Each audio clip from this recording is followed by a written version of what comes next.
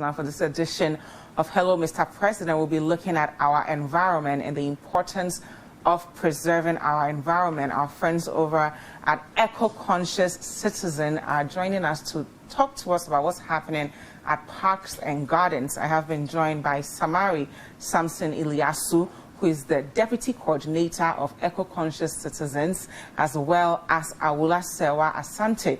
She's the Coordinator of Eco-Conscious Citizens. Good morning. Good morning. Thank you for having me. Thank you both so much for being here. I'll start with you, Awula Serwah, but before I even get to you, Eliasu, can you tell us a bit about what's going on with our Parks and Gardens headquarters? Well, good morning to your cherished viewers.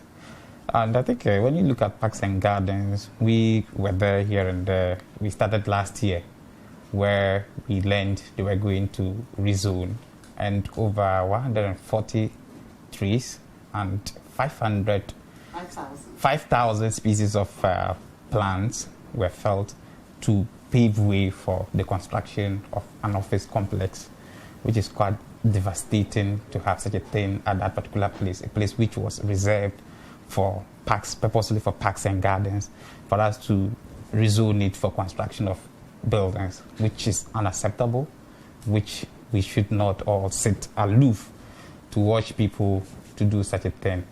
And we at Eco-Conscious Citizens, we are putting efforts and calling on Ghanaians to come and calling on state institutions to set up and to take over their mandate, because Parks and Gardens is an establishment to rather acquire lands and establish parks and gardens, but not to rezone and not to claim the already existing lands for other purposes. So we'll get into the actual problem, but what exactly are the benefits of preserving the environment? We all know that even right from creation, God created us and He didn't just put us in any place, but it was in a garden.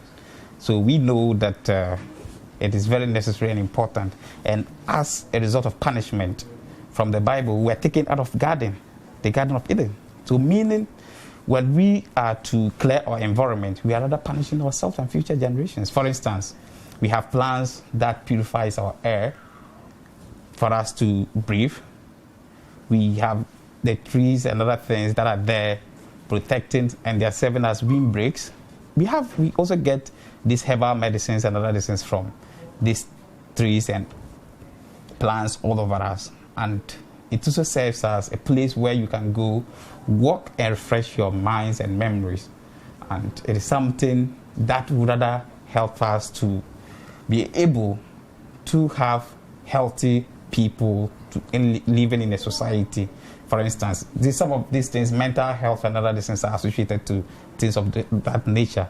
I think studies have shown that people who live in a cleaner and a nicer environment, who see green nature, give birth to beautiful children and well-responsible children.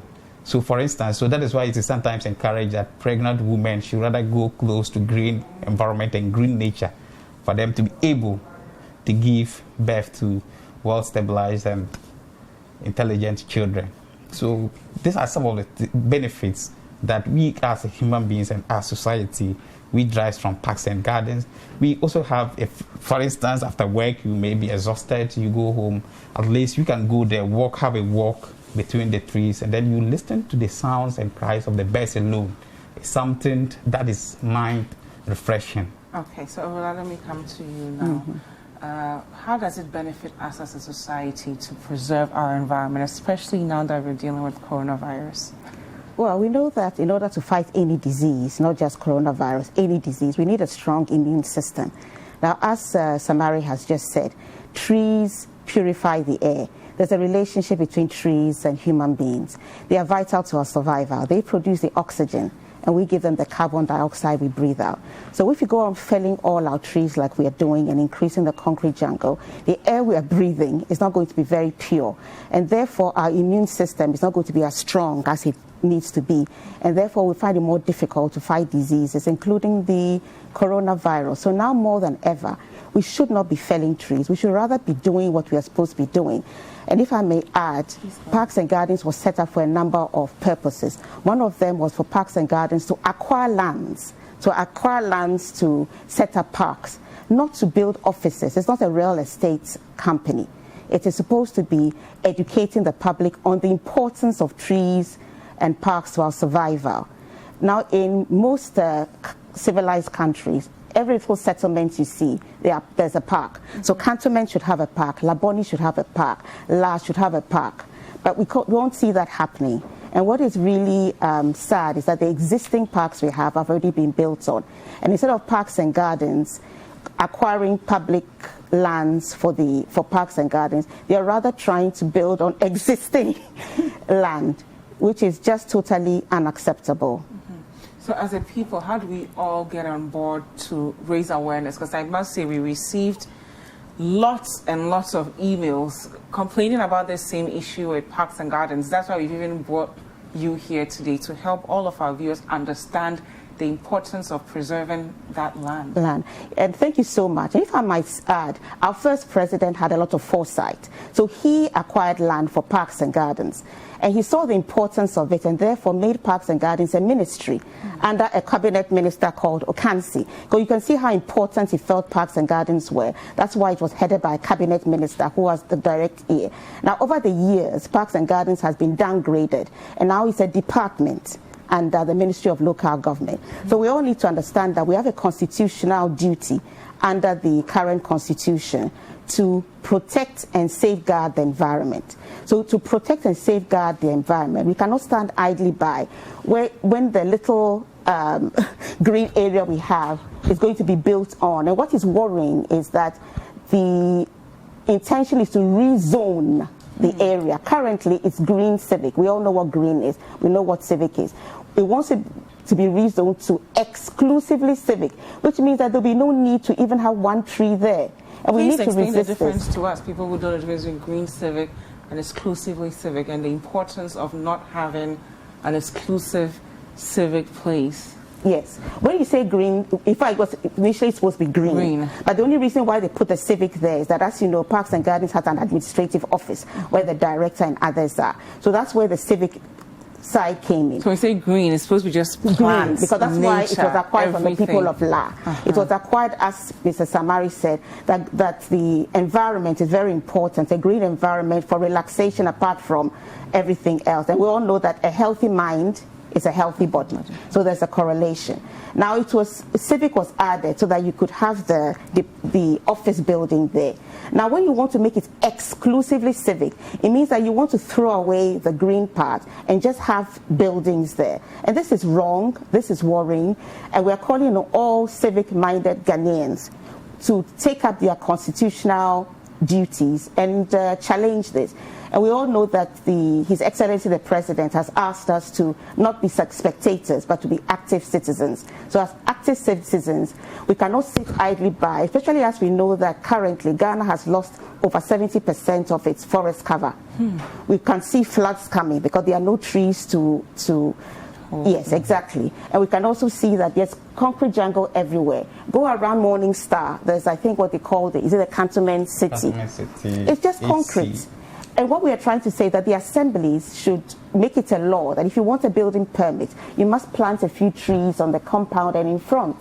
That would sort of fulfill the mandate of Parks and Gardens. Okay. Yes. So, Samari, what specific policy makers would you like us to begin to hold accountable for preserving Parks and Gardens? Just like Awula rightfully said, when you look at Parks and Gardens, the reason why it was even set up was that they should rather preserve the environment and to also own it as a duty and a responsibility to educate the public about the importance of trees and how we can even plant trees. And they were also to acquire lands for Parks and Gardens. So for instance, it lies in the powers of the Parks and Gardens Department, the Environmental Protection Agency, and other stakeholders, lands commissions within that particular jurisdiction, to fight and then to get how to look at the way forward for us to get a greener environment. And even not only that, but you come to take into consideration Ministry of Work and Housing. They, like she said, they need to also add it as a responsibility that every house will get a tree. Actually, that would be LADMA that would have to do it, the municipal assembly.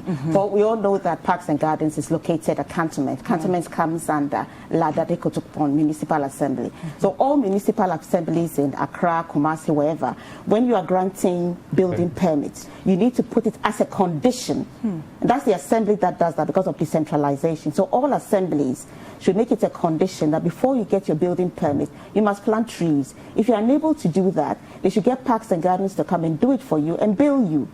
And that is a service that Parks and Gardens is mandated to provide. It's supposed to be spreading public awareness of the importance of trees. It's supposed to be embarking on national tree planting exercises. It's not supposed to turn itself into a real estate organization and start building office complexes on lands that have been taken and acquired for parks and gardens. Wow. So if we're all watching and we want to join in this campaign, where do we even start from? Because you know other countries, even countries that are far more developed than us, are preserving their environment. Thank you very much. It makes no sense that we are not doing it. Yes, and it makes no sense. In fact, you made a very important point, preserving.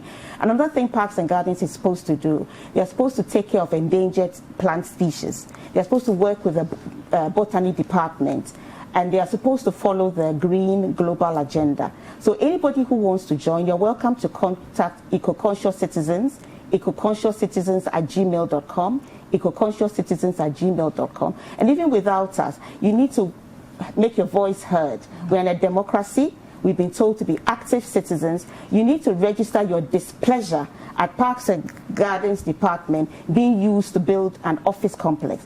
Anybody who wants to build an office complex can go to other places and build it. There's already an existing office at Parks and Gardens. You want to remodel it, we have nothing against that, so long as it's done in an eco-friendly, but it beggars belief. It beggars the belief that anybody will think it's appropriate to go and build an office block on Parks and Gardens land. And remember, 150 trees were already felled on Parks and Gardens land last year, and that particular part has been left, and now we're going to destroy something else. That is what we call environmental vandalism.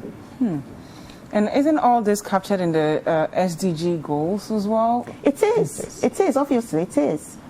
So as a country, are we not failing ourselves by doing this? And what impact will that have on the future generation? You see, I don't think we really care, or we are actually thinking of the future generation. Everywhere you go, you just see high rises. I don't think there's the understanding that, you know, ecotourism. In fact, part of the functions of Parks and Gardens is for ecotourism, where money can be made for, you know, you can generate income through ecotourism, but we haven't got it. We think that the only way you can generate income is just build high rises, and we don't remember the future generations. What are they going to breathe? What air are they going to breathe? So you're absolutely right. As I speak, we keep on hosting green conferences, but you know, we just pay lip service to it. So what I want every viewer to do is to go and look at the reasons why Parks and Gardens have been set up and challenge the authorities to fulfill the mandate, whether it's Ministry of Local Government, because as I say, they now are overseeing Parks and Gardens, which comes under them, whether it's the Lands Commission, which should stop giving its consent.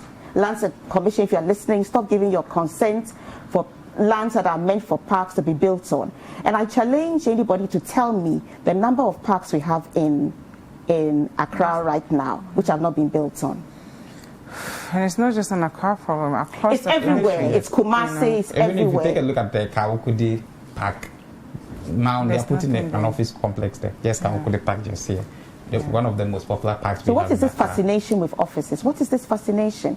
We need to clear our minds and remember that we, as Mr. Samari said, God put us in the Garden of Eden, because God understood the benefits of plants to our psyche and to our mental and physical health. It's a punishment to go and put ourselves in the concrete jungle.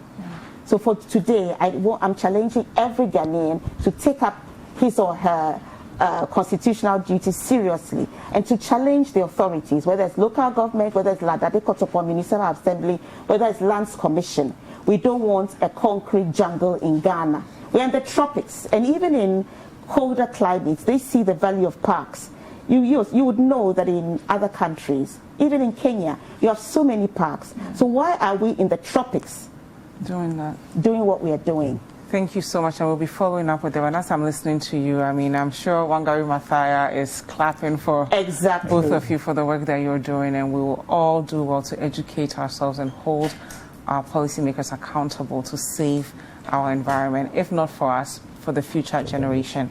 Thank you so much, Samari, Samson, Eliasu, for being with us. He's the Deputy Coordinator of Eco-Conscious Citizens. And we also had with us Awula, Serwah, Asante, who's the Coordinator of Eco-Conscious Citizens. We'll be following up on this matter to ensure that we preserve our environment. Thank you both so much. Thank you for having us. Being with us. Again, if you have any problems in your community, issues that are hindering your personal development, and you want us to show the entire country, please take your phone out and record an up to 1 minute video. Send it to us at hello-mr-president-tv@gmail.com, or send it to us via WhatsApp.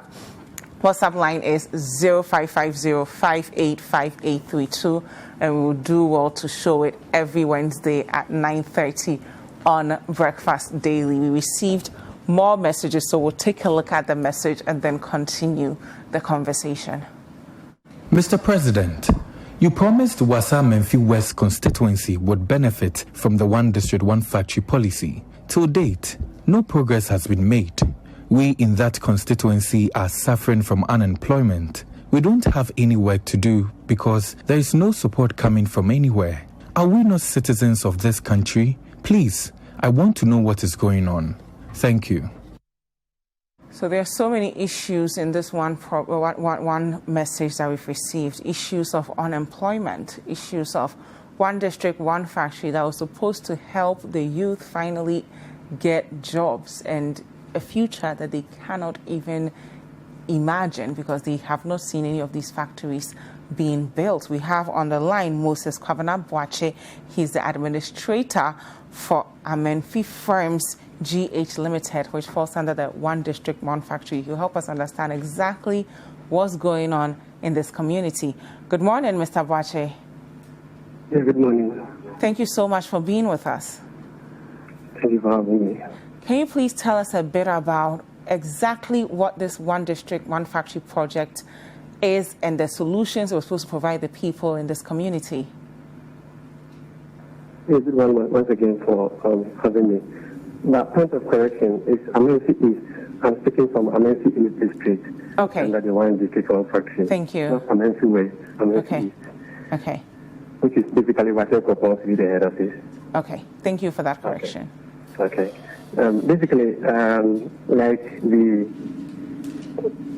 doesn't really want to know what's actually happening. Mm-hmm. We in the Amenfi East, we are happy and glad to tell you that the 1D, 1F has taken off. Over the past 2 years, that's when we started doing our farms. So basically, we've got about 9,000 acres of land, of which about 600 has been cultivated with cassava. We are into starch production. Mm-hmm. Yes, so we are into starch production, and before you can have a factory, you need to have your raw materials ready, at least halfway ready, so that as you build up your factory, your raw materials will also be ready for you to have it. So we started over the years, and we've got like over 600 acres of land being cultivated, of which most of the tubers are even ready to ripe and stuff like that. But the factory itself, just last week, the engineers and then the electricity people who are going to connect the electricity are on site. As I'm speaking to you now, the engineers are on site with the surveyors making sure where to site the factory. The site has been done already, so actually we are on course. Yeah, but it sounds as though the youth of this community had high expectations of this factory. What exactly were they told?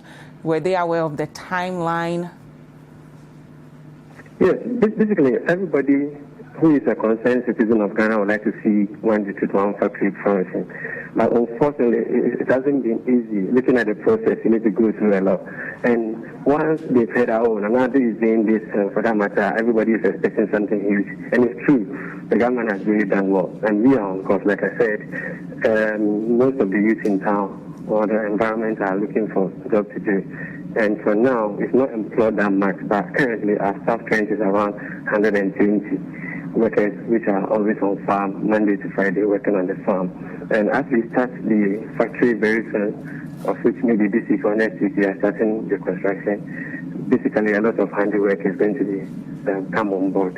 So if you ask me, the expectations are high and stuff like that. It's really true that people are eager to work, and I'm happy to tell you that we've got a lot of applications where people are really looking for. But is there a way we could have started building the factory while we were working on the farms, or we have to do it like, farming first before putting up the factory? Yeah, whichever way you look at it is not wrong. But, from our experiences, we've got where the factory will be ready, all the raw materials are not ready to be found. But we being a past entrepreneurs, we're looking at going alongside with it. Whilst we have in the factory, then the farm is also getting ready. So we are making sure that things are working on now. It wasn't easy because going through the process, you need to have a license from the EPA, fire service and stuff like that. The land tenant system in Ghana as well. It's been work to side the factory. We could have even done the factory long time, but when we started it, when the EPA came and said, you guys, you can't have it here because of 1-2 reasons, which is very true. So we have to relocate. So basically some of the plans, drawings and stuff like that has to be amended. That is the delay, and else it could have maybe started a long time this year. But thank God the licenses has been obtained and everything is on course. The contractor is ready, and we hope this week, as I'm even speaking to you now, I just left the construction site now. I'm in the office, but basically this week the construction will be ready, and of which is not going. Everything is on pipeline. It's not going to take much time. Awesome. So can you give us an idea of maybe timelines so that the young people who are watching and are desperately looking to be employed will know that maybe by this date the factory will start employing people and they can finally contribute something to the factory? I wish I could, but I will not be here to tell you that we're going to finish it in 2-3 months. I think, like we said, we've got our raw materials ready. So if we are even eager to have it as soon as possible, because when the materials are ready and then the factory is not ready, so I'm going to take ourselves to. So I'm not going to give you a timeline, but trust me, we are more than eager to have the factory as soon as possible. Okay, so we'll be following up with you. We hope that you'll be a bit more transparent and engage them more so they also have an idea of exactly what's going on. Thank you so much, Moses Kwabena Boakye, for being with us, and thank you at home for staying.